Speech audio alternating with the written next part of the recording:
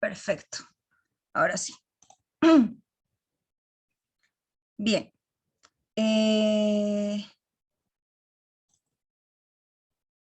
Les decía, entonces, este señor Albert Ellis nos diseña un sistema en el que nos dice que la base de todos nuestros problemas está en la lógica de nuestras creencias irracionales y nuestros pensamientos. Él nos dice que él forma como un triangulito en el que... ¿dónde está el marcador? Aquí está. Él forma como un triangulito en el que aquí tenemos el punto A, el punto B y el punto C, donde A es lo que está sucediendo en el aquí y el ahora. B es el pensamiento automático. Y C viene a ser la conducta. Ay, ¿dónde está el borrador? Bueno, C viene a ser la conducta que desempeñamos en base al pensamiento automático que estamos teniendo.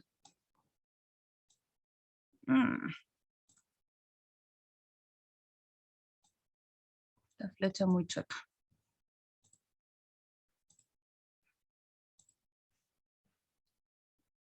Bien, entonces, ¿La B cuál sería?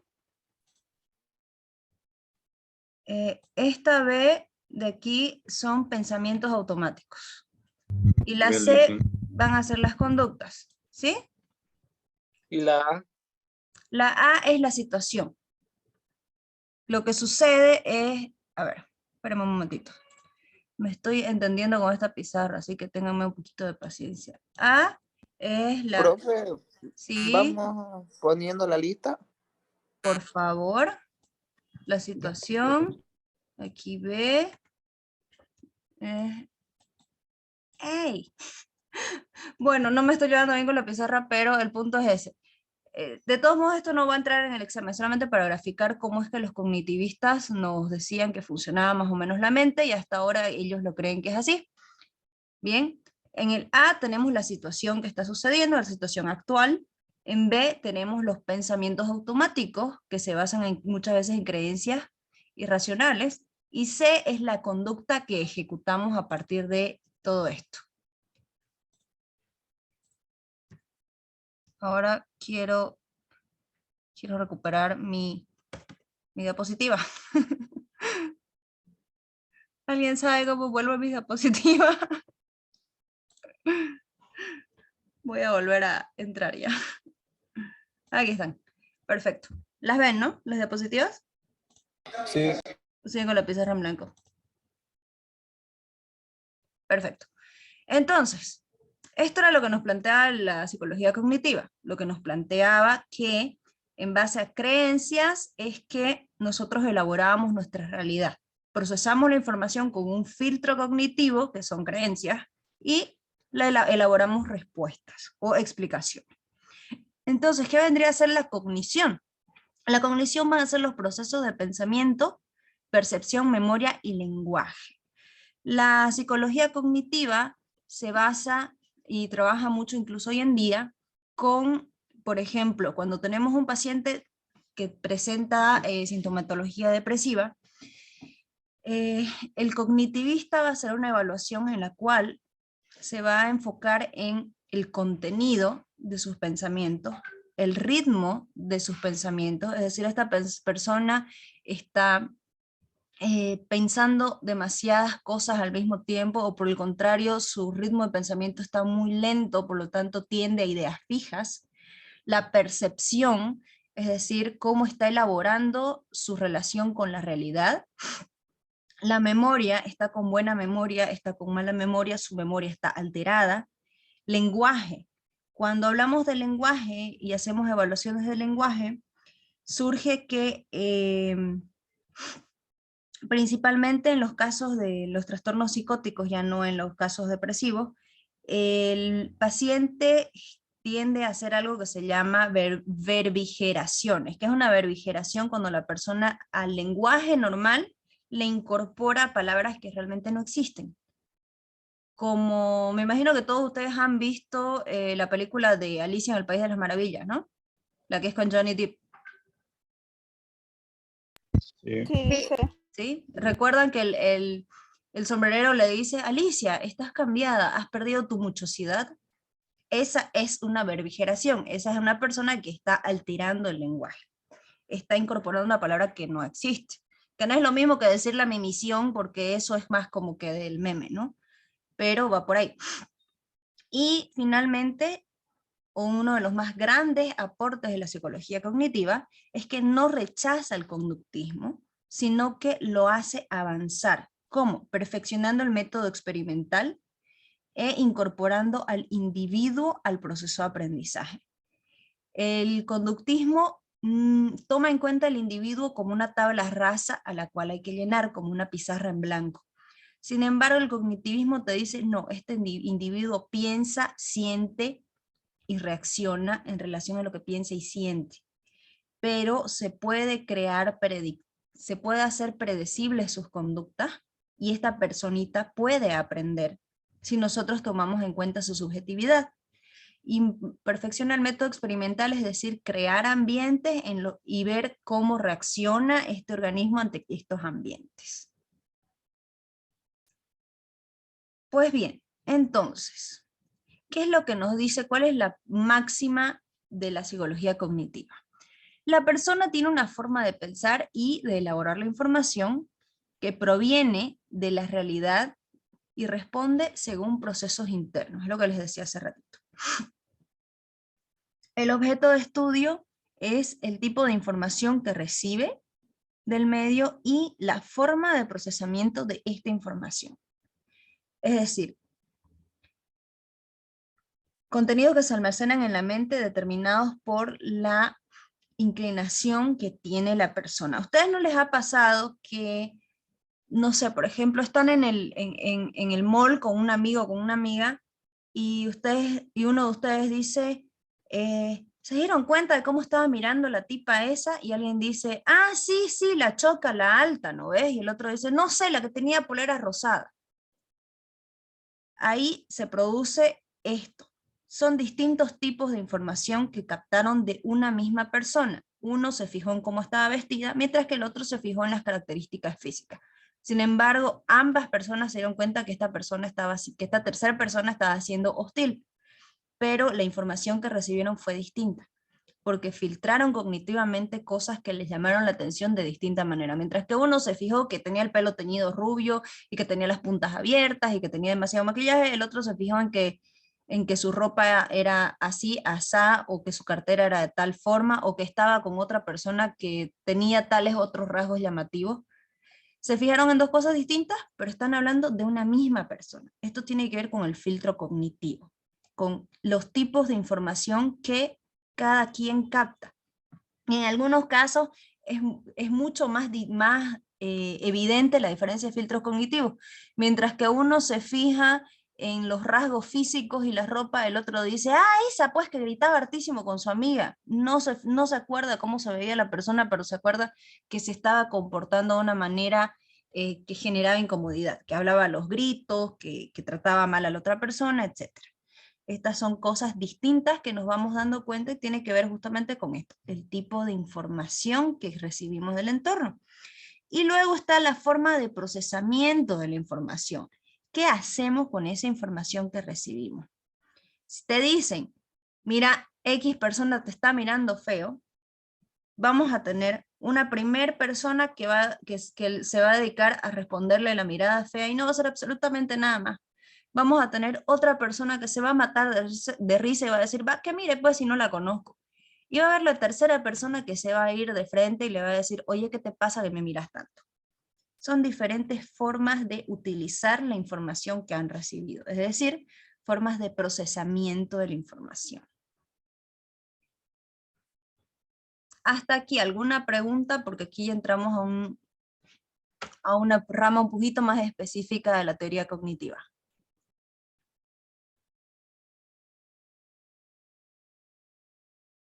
Yo tengo una pregunta. ¿En qué personaje nos basaríamos al entrar en la psicología cognitiva? Sabemos que es por los años 60 y así de 40, 60, pero en Mira, específico algún personaje. tenemos los máximos exponentes del enfoque cognitivista, tenemos al señor Vicente Cavallo, tenemos a Albert Ellis, sin embargo el texto no le está dando cobertura a esto, y por el tema de que no sé si se enteraron que les han adelantado su examen, ¿les informaron? ¿Cuándo es el examen? No dijeron nada. Bien, el examen va a ser del 31 de enero al 2 de febrero, ya no va a ser el 5. Entonces tenemos días en contra, por lo tanto yo estoy tratando de hacer un poquito más rápido el avance para que podamos llegar a tener, aunque sea una clase solamente de reforzar todos los conceptos que ustedes necesitan reforzar. Así que, bueno, el examen se ha adelantado unos cuantos días, así que por eso voy yo a ceñirme mucho más a lo que el libro les demanda, aunque yo sienta que podría darles un poco más de contenido y profundizar mejor en los conceptos, pero por ahora vamos a hacer solamente esto. Así que los principales exponentes vienen a ser el señor Albert Ellis, Vicente Cavallo, y me estoy olvidando de un tercero, pero el único que vamos a tocar hoy día va a ser a Albert Bandura, quien nos desarrolla la teoría la teoría cognitiva, la teoría del aprendizaje social, que es uno de los cognitivistas también que ha desarrollado bastante bien el enfoque. ¿Alguna otra pregunta? ¿Y ayer no entra ahí? ¿Cómo? No.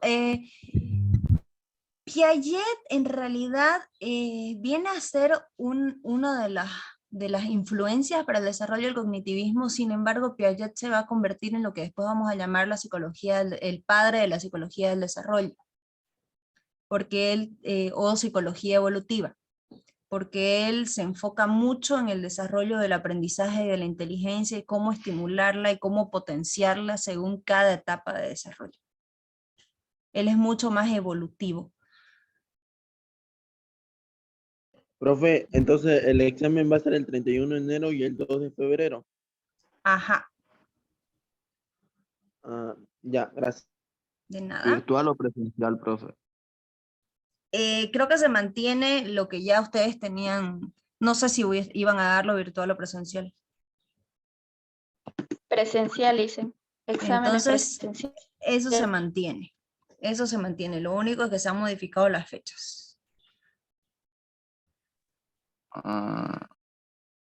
Sí, así que antesito de su examen vamos a tener sí o sí, si ustedes lo necesitaran, una clase extra para solamente cubrir todas las preguntas que ustedes tengan. Además, como les voy a aplicar, como el cuestionario que les voy a mandar va a ser en formato de Google, yo voy a saber en qué es lo que están patinando más para poder reforzar. Dicen,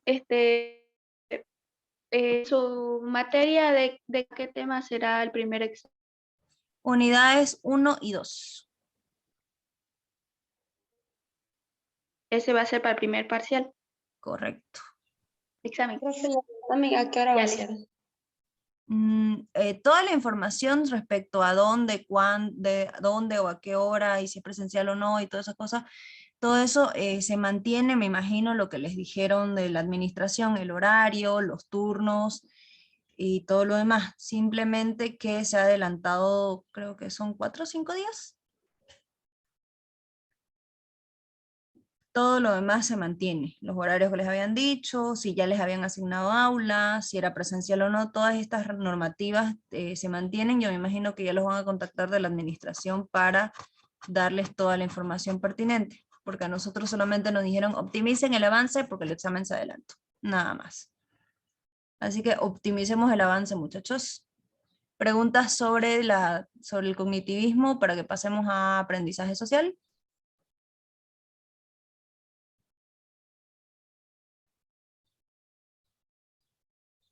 ¿Ninguna duda? ¿Cuándo la psicología es cognitiva? Bien, el enfoque cognitivo surge a partir de los años 60 cuando se necesita como que una nueva explicación al porqué de que el ser humano, pese a estímulos y y condicionamientos, todo lo demás, sigue tomando decisiones más allá de las expectativas. Cuando se antepone un poco a la aparición del humanismo, surge más o menos por la misma época. Mientras el humanismo te hablaba de las emociones y de lo bueno y de lo bueno y de lo inocente que es el ser humano, el cognitivismo te decía, no, el ser humano ve el mundo desde el punto que quiere ver el mundo. Ustedes han escuchado la frase de creer es poder, surge de aquí, de que si vos tenés las creencias suficientes en que vas a lograr algo, vas a predisponerte a tener las conductas que te lleven a conseguir ese algo. Eso quiere decir la frase creer es poder. No quiere decir que me voy a quedar sentado jugando Play el día entero creyendo en que voy a aprobar mi examen y con el solo creerlo voy a aprobarlo, sin asistir a clases. No. Creer es poder, te decía este paradigma, porque si vos tenías esa creencia de lo voy a lograr, ibas a tener ganas de estudiar y ibas a confiar en tu conocimiento después de haber estudiado y por lo tanto ibas a lograr aprobar tu examen. A eso se refiere esto precisamente. ¿Alguna otra pregunta? Vamos a la teoría cognitiva social. Con esto ya les va a quedar un poquito más diagramado en qué se asienta exactamente el cognitivismo.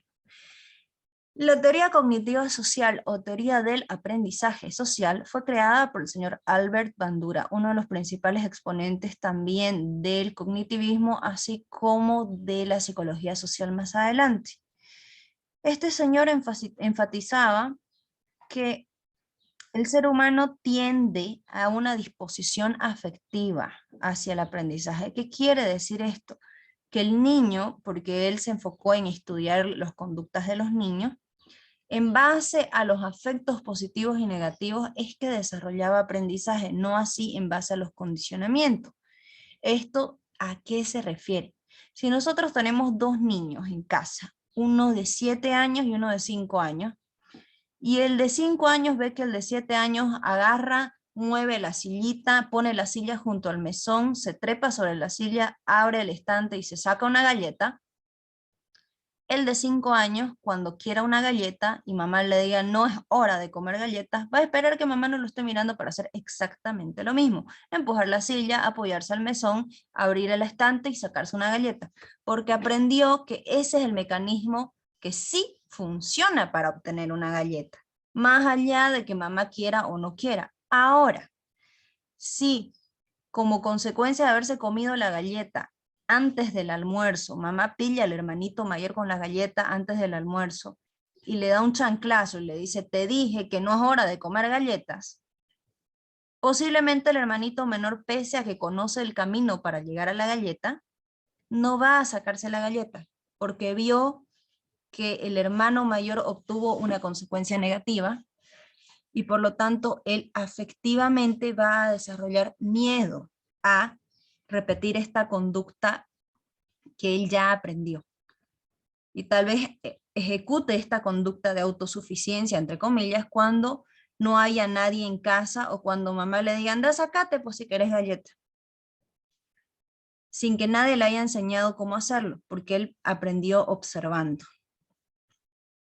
Es decir, se basa en el aprendizaje por observación o modelado. Es de este enfoque que nace el concepto del ejemplo a seguir. Vos sos un modelo a seguir, vos sos un ejemplo a seguir. Vos tenés que dar el ejemplo a tus hermanos, vos tenés que dar el ejemplo a tu familia. Es de aquí. Es de aquí que se creía, que surge la creencia del dime con quién andas y te diré quién eres, porque se cree que tu entorno social es el que moldea tu conducta.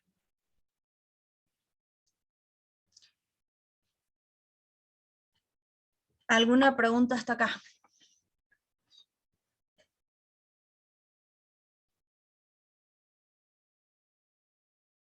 ¿No? ¿Ninguna? Parece la de John Watson, ¿no? ¿Cómo? Parece a la teoría de John Watson. Sí, se parece un poco, solamente que este te dice que aprendemos del entorno social y no de las consecuencias inmediatas en sí. Cuando hablamos por ejemplo, marca mucho lo que es el principio de influencia. Bandura hace un experimento en el que pone un muñeco, le entrega un muñeco a un grupo de niños chiquitos de 5 años, y en el momento en el que uno de los niños chiquitos le pega a este muñeco, Bandura contempla que luego un rato todos los niños le están pegando al muñeco. Y es porque justamente un niño ve que el otro niño hace algo y va a experimentar, a hacer lo mismo para ver si le gusta, si no le gusta o qué es lo que sucede. Entonces la tendencia a la curiosidad del niño hace que muchas veces desarrolle aprendizaje socialmente. No es tan... Watson en realidad te decía que a punta de castigos y recompensas iba a lograr que hagas las conductas que él deseaba. En este caso no, en este caso te dice, juntalo a tu niño con las personas que querés que hagan influencia sobre él. De eso se trata este enfoque. No se olviden de la frase, es mala influencia, se refiere a esto, a modelado, justamente, al modelado conductual. ¿Alguna otra pregunta o observación?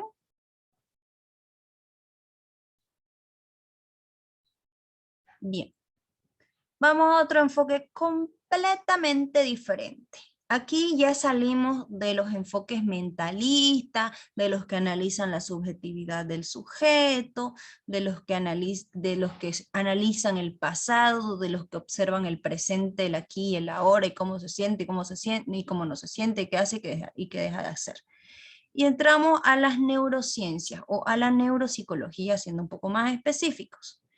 ¿Qué es la neuropsicología? La neuropsicología se desprende de la neurología y de la neuropsiquiatría y asienta sus bases estudiando la conducta humana en relación con la estructura fisiológica del ser humano. Es decir, analiza cómo es que nuestro cerebro y la salud fisiológica que tenga este mismo va a influir en nuestra conducta, estableciendo el cerebro como el que conduce por completo al ser humano. Busca identificar las bases neuronales y cómo éstas influyen en los procesos mentales. Es la neuropsicología la responsable de comenzar a mapear este cerebro, de decirnos en qué zonas del cerebro se encuentran qué receptores o qué emisores de emociones, de conductas, de impulsos. También dice, se identifica la corteza cerebral como la responsable de los procesos cognitivos superiores. La corteza cerebral o la corteza prefrontal, esta parte, todos están viendo el cerebrito que tenemos arriba a la izquierda, ¿correcto?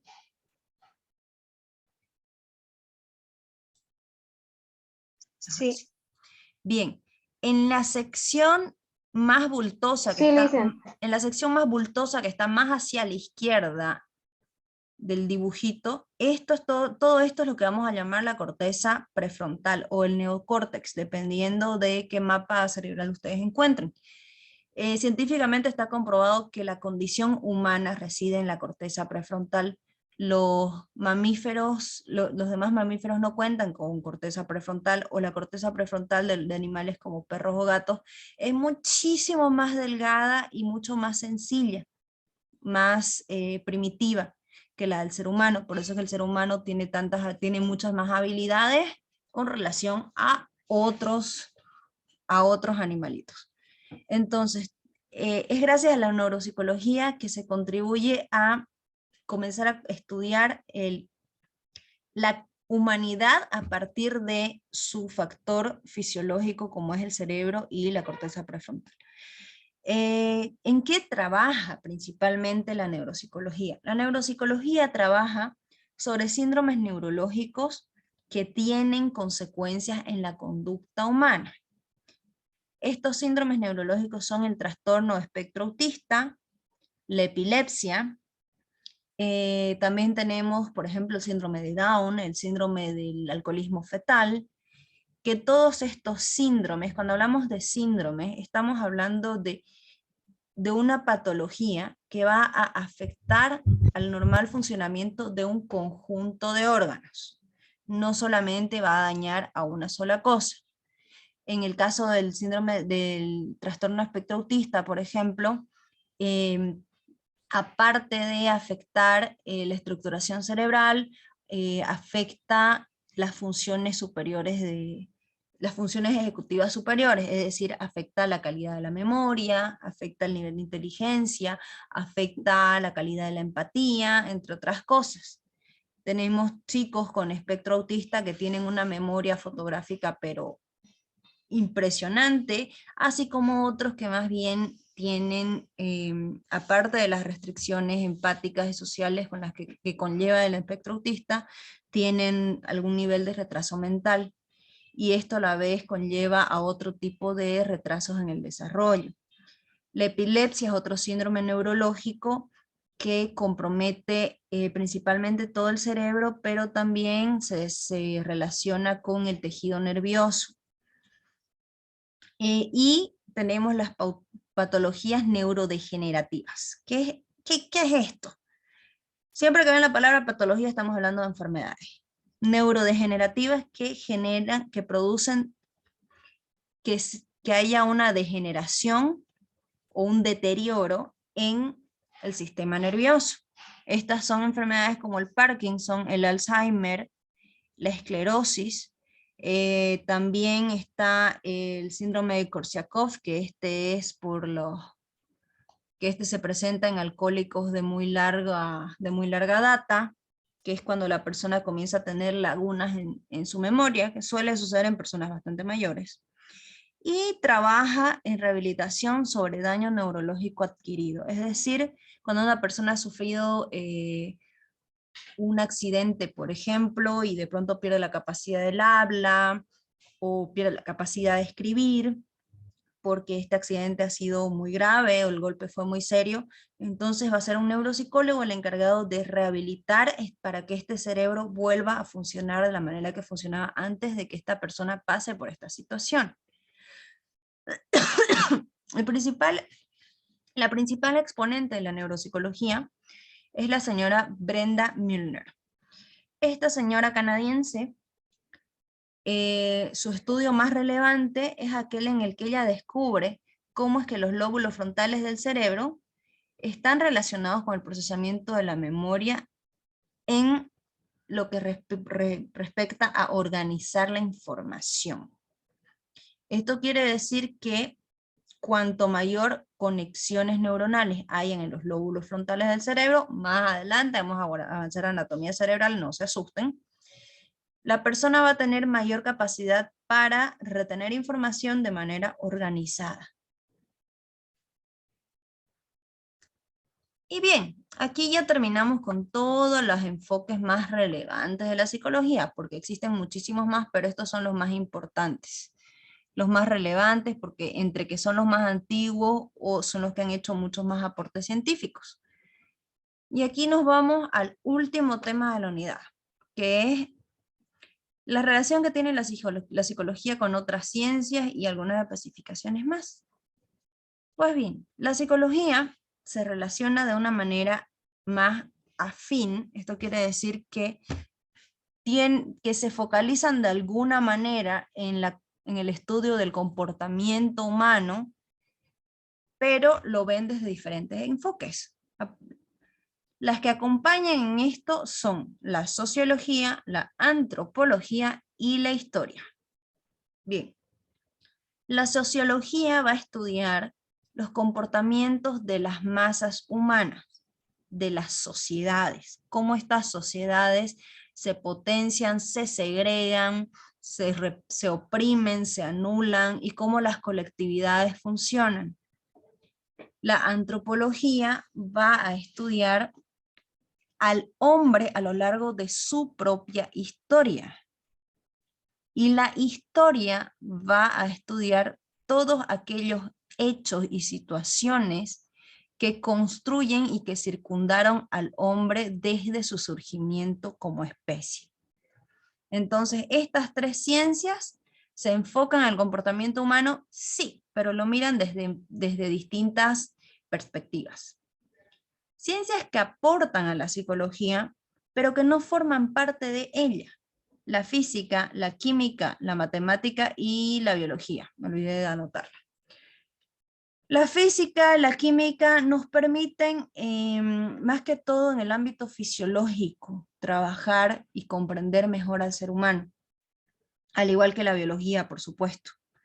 Mientras que la matemática nos permite sistematizar mejor toda la información que nosotros obtengamos a partir de, al momento de hacer ciencia con nuestros pacientes, es decir, tabular la información y demás. La psicología y la psiquiatría. Bien, antes de, no sé si ya leyeron el copio o no, espero que no. Chicos, ¿cuál sería la diferencia entre un psicólogo y un psiquiatra? La diferencia es que el psiquiatra primero se especializa en medicina y después en los procesos mentales según con medicaciones y así. Mientras que la psicología no tanto. ¿Alguien más? Lo que yo entendí es que el psiquiatra cuando está con el paciente se podría decir que para calmarlo y todo eso usa medicamentos. En cambio el psicólogo no. Perfecto. Solo con escuchar, dar consejos y todo eso, ayudarlo psicológicamente. Bien. Como acá dice, la psiquiatría viene a ser una rama de las ciencias médicas, es decir, el psiquiatra es un doctor más. Se enfoca en el ámbito patológico y lo aborda desde un enfoque médico-biológico. ¿Qué quiere decir todo esto? El psiquiatra se va a encargar de aquellos cuadros clínicos que tienen orígenes orgánicos. ¿A qué nos referimos? Cuando yo como terapeuta me doy cuenta que mi paciente está presentando mucha sintomatología fisiológica, es decir, yo tengo un paciente que tiene problemas de ansiedad y estos problemas de ansiedad están generándole sensación de que está intranquilo, está sobrepensando mucho las cosas, no puede dormir, no puede comer bien, no puede concentrarse. Todos estos son síntomas psicológicos. Pero si este paciente está teniendo taquicardia, está teniendo excesiva sudoración, está teniendo temblores, tiene gastritis, o tiene constipación, o tiene muchos mareos, muchas náuseas, y estamos hablando de muchos síntomas físicos que están discapacitando a mi paciente.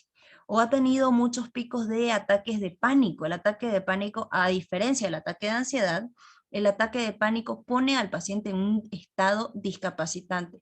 Cuando vos tenés un ataque de ansiedad, es un momento en el que tu cuerpo está sobre reaccionando a una situación, pero tu mente no se calla, es decir, estás preocupado, preocupada por X razón, y en ese momento las preocupaciones es como que estuvieras en medio de un estadio y todas tus preocupaciones están gritando dentro de tu cabeza. Y es ahí donde comienzas a hiperventilarte, se te acelera el corazón, te sudan las manos, etc. Este es un ataque de ansiedad. En un ataque de pánico, llegas a un punto en el que hay tanto ruido en tu mente que de pronto hace un clic, se apaga el ruido de tu mente y comienzas a darte cuenta de que tu cuerpo está fallando. La persona comienza a darse cuenta de decir, ay, no puedo respirar, ay, se me acelera el corazón.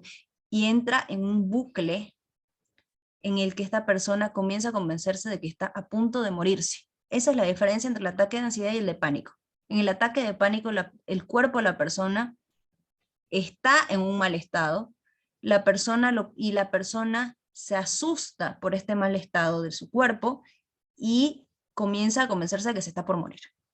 Cuando yo tengo un paciente que ha pasado de ataques de ansiedad a ataques de pánico, yo tengo la obligación de derivarlo con un psiquiatra, porque estos niveles, porque ambos son producidos por el mismo neurotransmisor. Simplemente que en el ataque de pánico, este neurotransmisor ya está generando un malestar de salud físico en mi paciente. Entonces necesita medicación para poder regular su ansiedad y para que yo pueda trabajar con él. Es lo mismo con los pacientes que están, con los pacientes depresivos que ya han dejado de comer, que ya han dejado de dormir. Necesito que su cerebro esté un poco más lúcido para poder trabajar. Entonces tengo que derivar con un psiquiatra.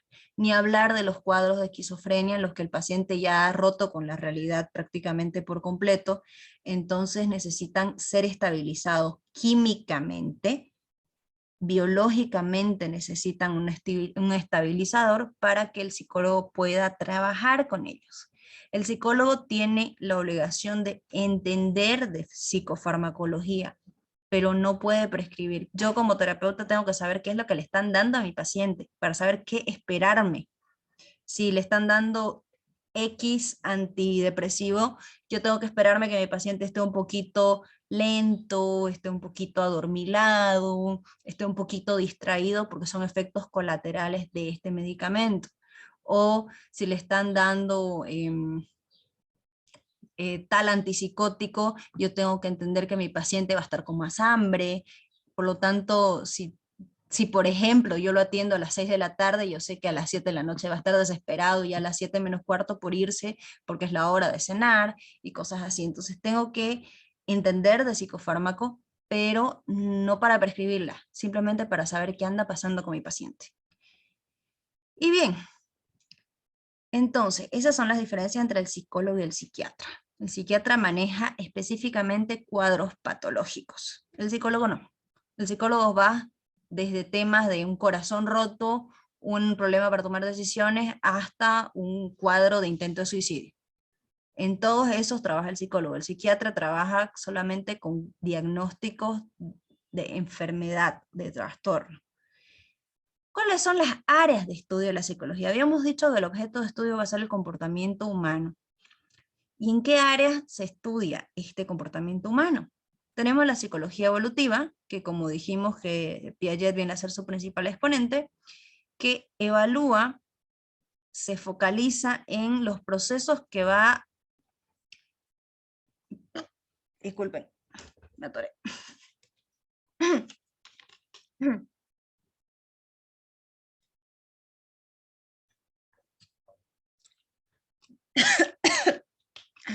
Bien, la psicología evolutiva se basa en cómo el ser humano va madurando y cómo sus comportamientos se van adaptando conforme este ser humano va madurando. Luego tenemos la psicopatología, que es la que va a estudiar las enfermedades mentales. Es aquella encargada específicamente de establecer esta línea tan delgada entre lo normal y lo patológico. Es la psicopatología, la que te dice hasta aquí es normal, hasta aquí se está desviando de la normalidad y hasta aquí ya es disruptivo, ya es signo de alerta.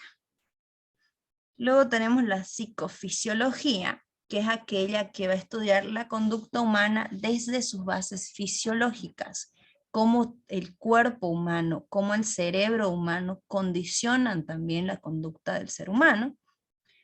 Tenemos la psicología social, que la psicología social analiza cómo la conducta del individuo se va moldeando con relación al entorno que los rodea, a las demandas de su entorno. La psicología social es la que estudia, por ejemplo, la psicología de masas, cómo una persona furiosa en medio de un grupo de personas puede generar una turba iracunda. Esto te lo va a explicar la psicología social.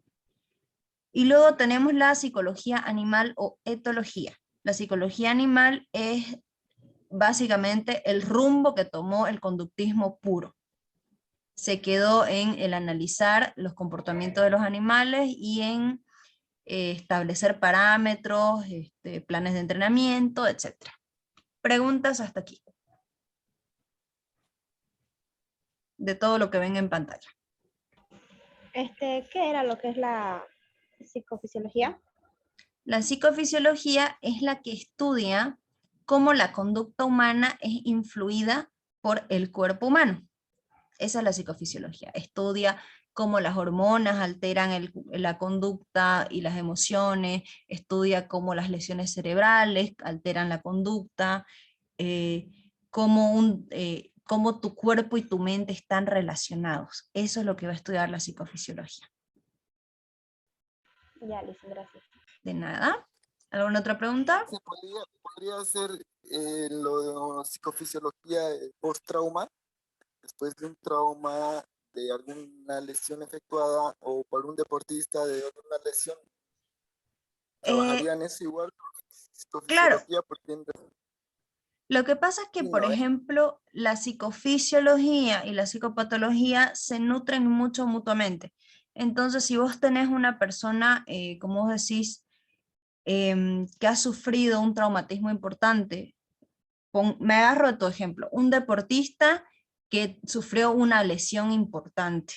Esta lesión importante le está impidiendo seguir compitiendo. Esta lesión importante significa el fin de su carrera. Entonces la psicofisiología te va a explicar cómo la química de su cuerpo se altera a partir de esta lesión, cómo esta persona, por ejemplo, entra en depresión a partir de haber estado obligado a estar en cama 3 meses, una persona que era muy activa. La psicofisiología te va a decir, sí, su cuerpo está cambiando, su química cerebral está cambiando a partir de esta lesión. Y esta explicación te la da la psicofisiología, se va a enfocar específicamente en eso. La psicofisiología se engloba, se enfoca muchísimo en lo que es estudio de principalmente la química de las hormonas y de los neurotransmisores y cómo todo esto muchas veces determina el comportamiento de una persona. Como por ejemplo, la psicofisiología es la que te va a dar el dato de una persona que ha estado expuesta a antibióticos durante mucho tiempo, o durante un periodo prolongado mayor a 21 días, es altamente probable que desarrolle un episodio depresivo, porque al inmunodeprimirse, también se va a deprimir su cerebro y se van a quemar serotonina. Todas estas son explicaciones fisiológicas, absolutamente todas, pero está explicando una conducta. No sé si quedó claro.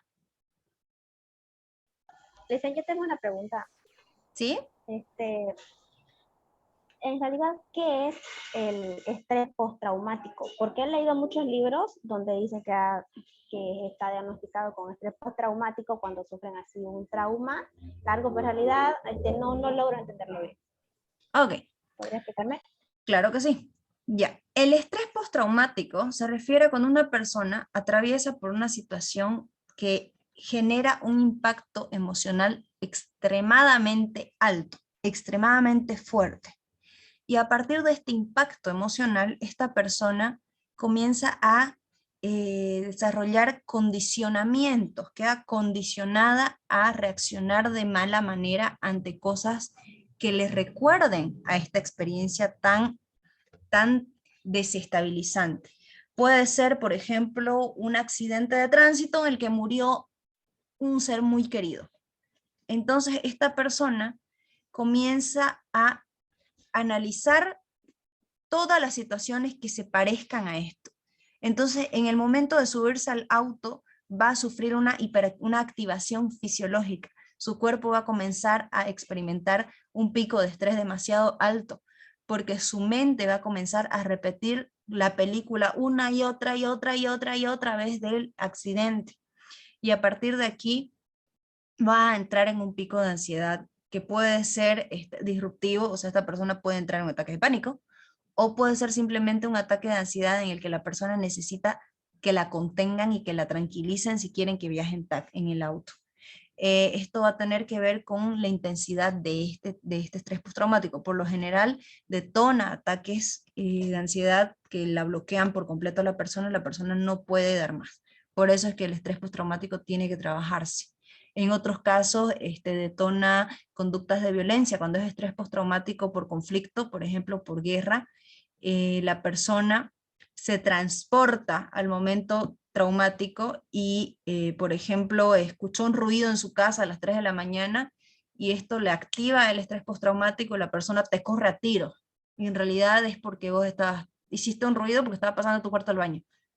Pero esta persona, como tiene esta hipersensibilidad a los ruidos en la oscuridad, porque estuvo en la guerra, y en la guerra todo era una amenaza, en la guerra todo era un peligro, entonces esta persona se va a hiperactivar. Su cuerpo va a detectar peligro, no es una cosa que está aquí, es que su cuerpo entero está detectando el peligro y se va a poner en modo reaccionar ante el peligro. Y esta es otro ejemplo de cómo la psicofisiología también te explica. La psicofisiología y la psicopatología van de la mano. Son dos ramas de la psicología que se nutren, son dos áreas de estudio que se nutren para poder trabajar un problema. ¿Alguna otra pregunta? Ya, gracias. De nada.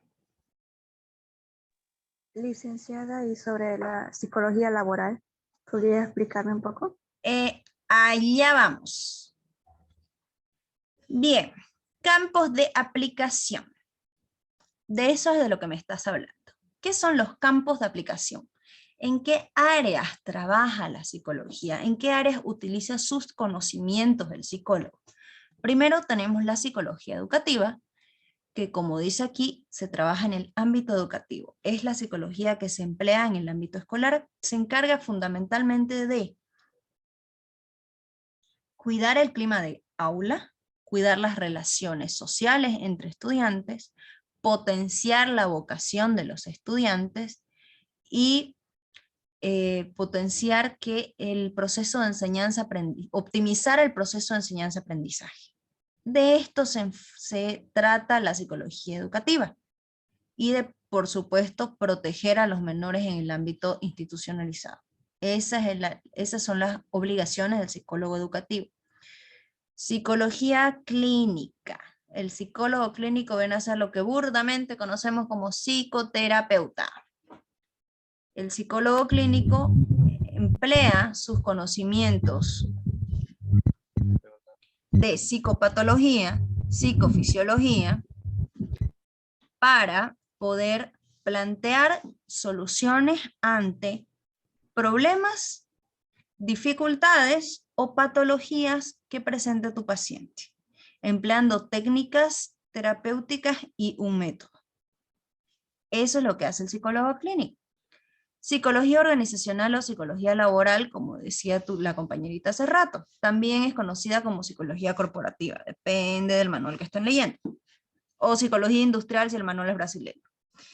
Bien, la psicología organizacional es aquella que se encarga de optimizar el rendimiento del trabajador, basándose en satisfacer sus necesidades motivacionales.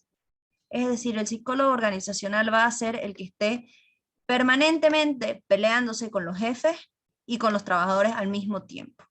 Es el que se encarga también de realizar todo lo que es gestión de recursos humanos y por lo tanto la contratación del personal óptimo.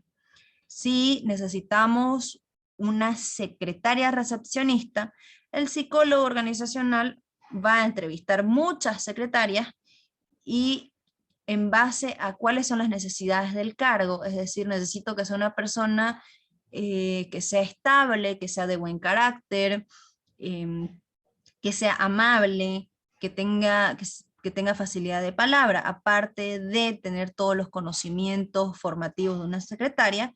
Entonces este psicólogo va a aplicar tests, va a aplicar pruebas para ver las estructuras de personalidad y decir, creo que esta chica tiene más habilidades que esta otra chica para este cargo, porque en mi evaluación me dice que esta persona o que esta muchacha es más volátil, es más explosiva, por lo tanto es posible que se estrelle con los clientes y yo no necesito eso.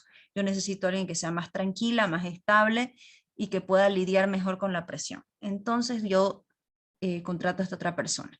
De eso se va a encargar el psicólogo organizacional, así como de ver que dos trabajadores se están peleando, llamarlos como niños y decirle, bueno, qué es lo que está pasando y tratar de solucionar este conflicto. Todo esto es el trabajo del psicólogo organizacional. Psicología comunitaria. La psicología comunitaria se encarga de evaluar el bienestar social y el bienestar psicológico en las comunidades, respetando los parámetros propios de la comunidad, así como conociendo los usos y costumbres de la misma. Esto se refiere a que, por ejemplo, si nosotros tenemos aquí la comunidad guaraní, en la comunidad guaraní existe algo que es súper común. En realidad, en muchas de nuestras comunidades indígenas, el castigo comunitario es muy, muy, muy común.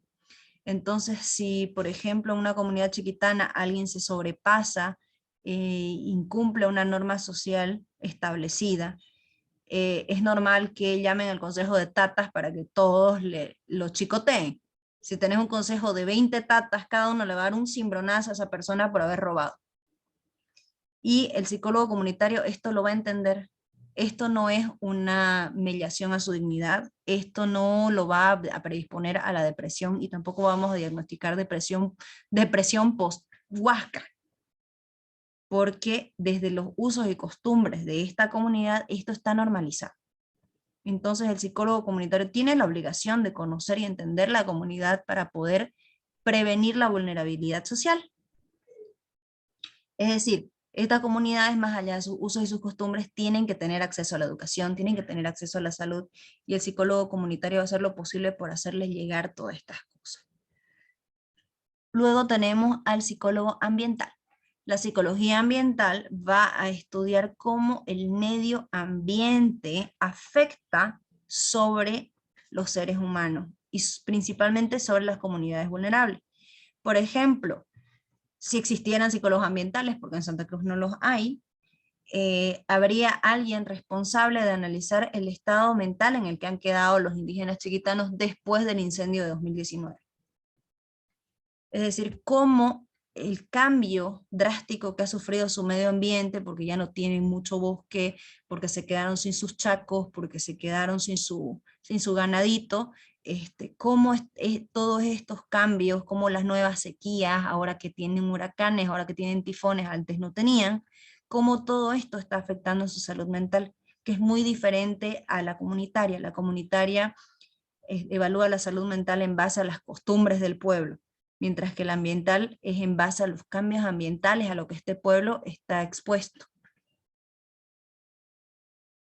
¿Preguntas?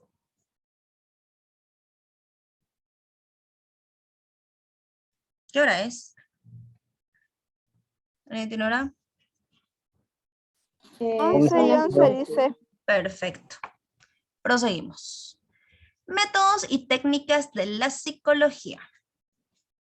Esta información, chicos, le va a servir hasta el día de su tesis.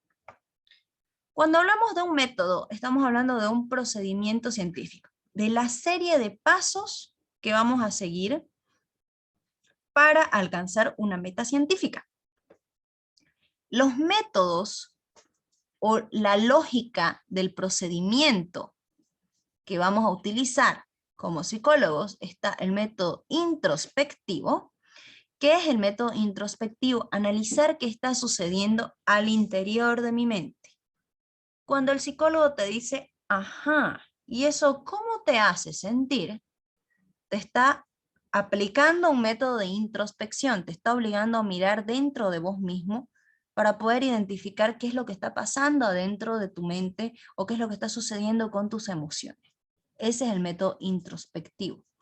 El método extrospectivo, ay, me cuesta pronunciar esa palabra, se trata de exactamente lo contrario.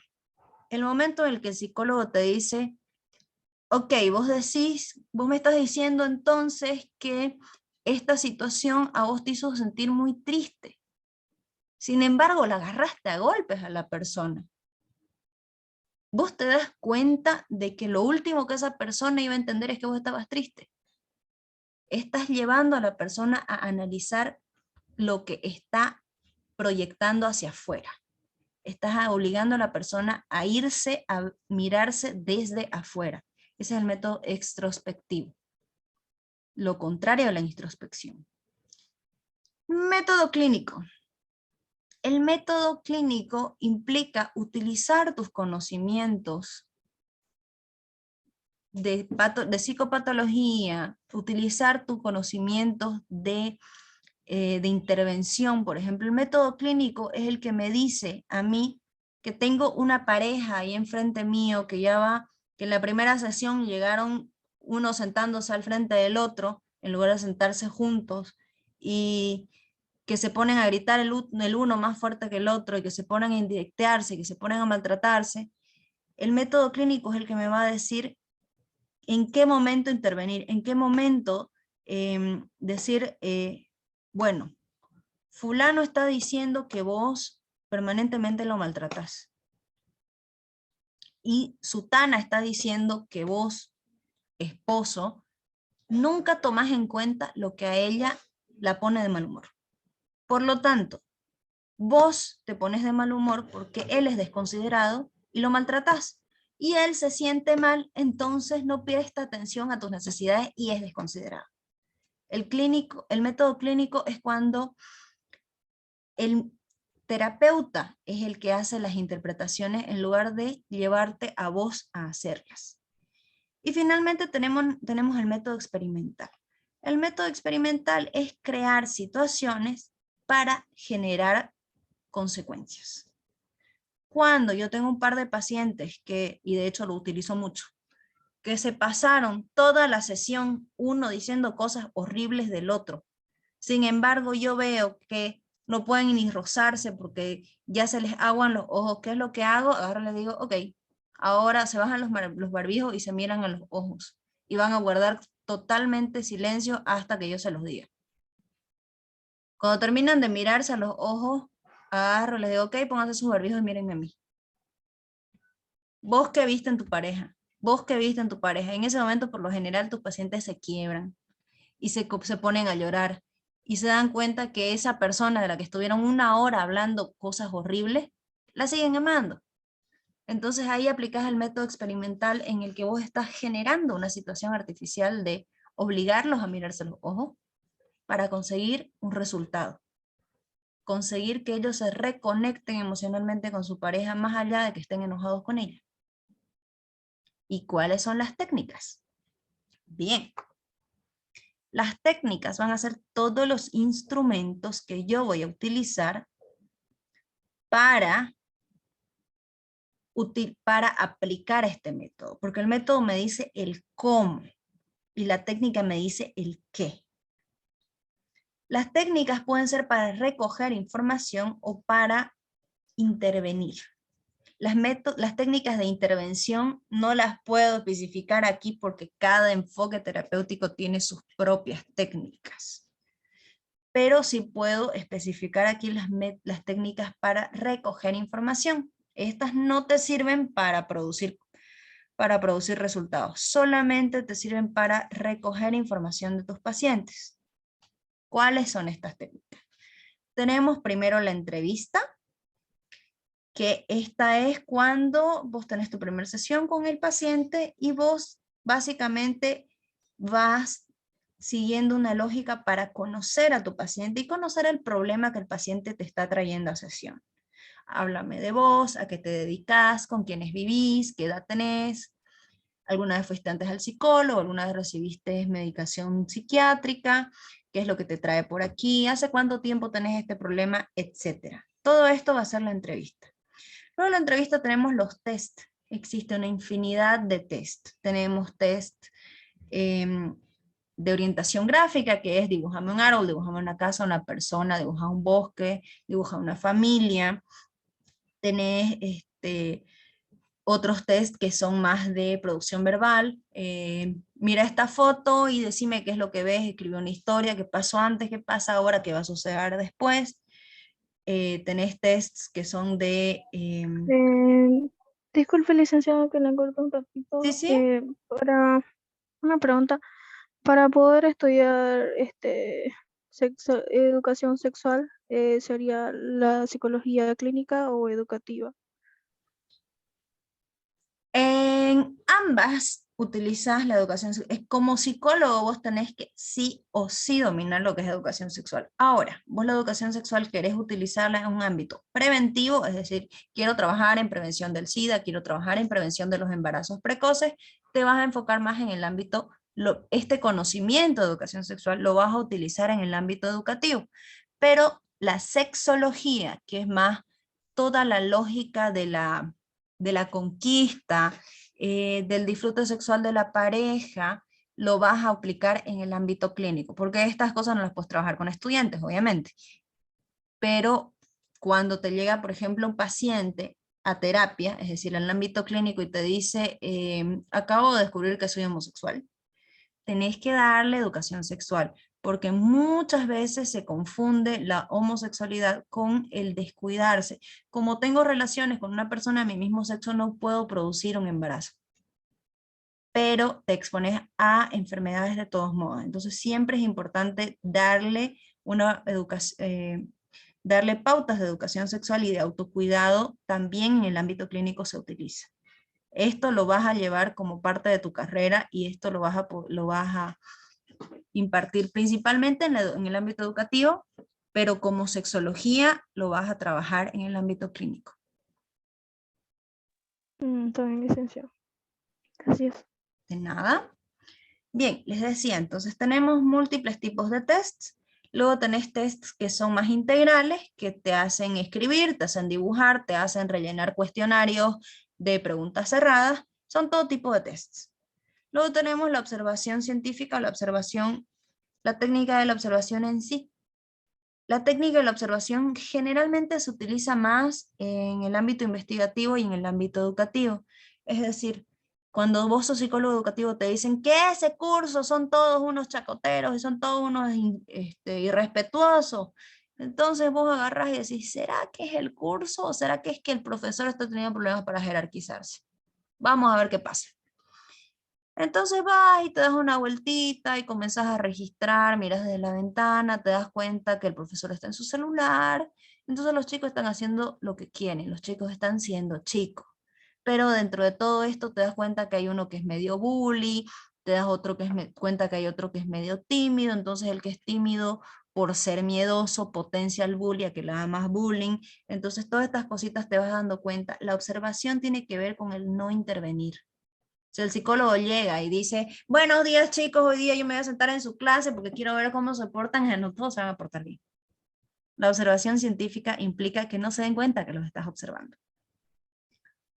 Y finalmente tenemos el cuestionario o anamnesis. El cuestionario o anamnesis tiene que ver con lo que nosotros llamamos preguntas diagnósticas. Tu paciente te dice, ¿sabe qué? Que la verdad es que yo he venido porque tengo muchos problemas para dormir, ya desde hace 4 meses que me cuesta dormir. Entonces vos comenzás a hacer preguntas específicas para poder tener ya un boceto de tu diagnóstico antes de aplicar los test. Agarrás y le decís, pero lo que te cuesta es quedarte dormido, lo que te cuesta es mantener el sueño, es decir, te quedas dormido, pero de pronto a las 2, 3 de la mañana te despertás y te cuesta volver a dormirte, o te echas a dormir, pero cualquier cosa te despierta y te estás despertando varias veces durante la noche. Ajá, ¿y esto hace cuánto tiempo viene pasando? Ajá, ¿y qué cosas haces antes de echarte a dormir? ¿Qué comes, qué no comes? ¿Tomas agua, tomas soda, tomas café? ¿A qué hora? Le vas haciendo preguntas bien específicas que te permiten como psicólogo indagar y profundizar en el problema que te está comentando tu paciente. Hemos terminado la unidad 1.